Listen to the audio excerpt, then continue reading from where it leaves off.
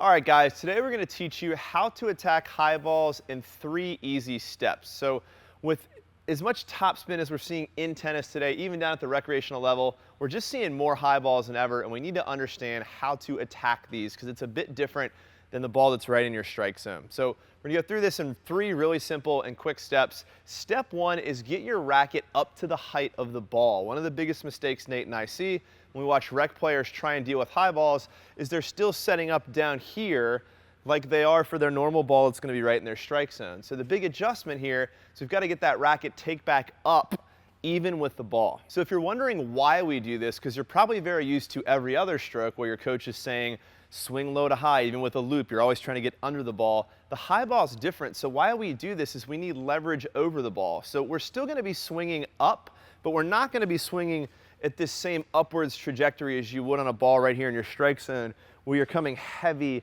in an upwards trajectory. It's going to be more, maybe 30 degrees instead of this sharp 45. So we're activating a higher take back to create leverage over the ball, and we're still going to brush up the back of the ball, but more with a plowing motion on a slightly upwards trajectory. And as you're probably guessing, the closer you get to the net, if it's a shorter ball, you even can start to move more in a straight line, or even if you're right on top of the net, literally down on the ball. So remember, the high ball, it's not a low to high motion with that same sharp upwards trajectory. It's more of a plow through on a slightly upwards trajectory. That requires getting that racket started in a higher position.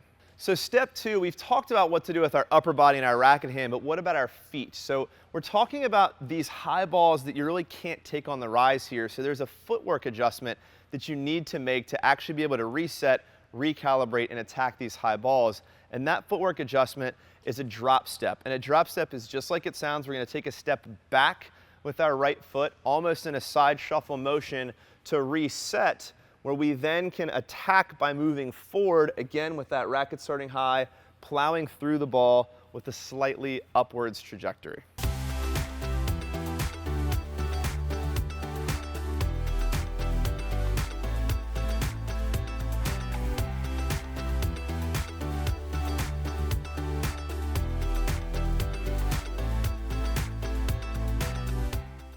Step 3 is really just putting the 2 of these together. We've talked about our upper body, we've talked about our feet. Step 3 is just make sure you don't decelerate. And we talk a lot about starting with the racket higher and hitting on a slightly upward trajectory. If you hit on a slightly upward trajectory without accelerating and generating topspin, you're going to slap the ball clean through the back fence. So the idea of acceleration is to get the spin that you need when you're starting high and plowing through the ball slightly upwards to keep that ball in the court. The spin's going to make the ball drop. That's what you need to really accelerate through from up high and create that depth that you're looking to get. Lastly, if you're wondering, well, what about the backhand? Everything is exactly the same. Again, step 1, I'm going to get my racket up even to the ball. Step 2, I'm going to think about plowing more or less through the ball with a slightly upwards trajectory. And we're going to keep that acceleration for step 3 to generate the spin to make sure as we rip through these high balls that they stay in.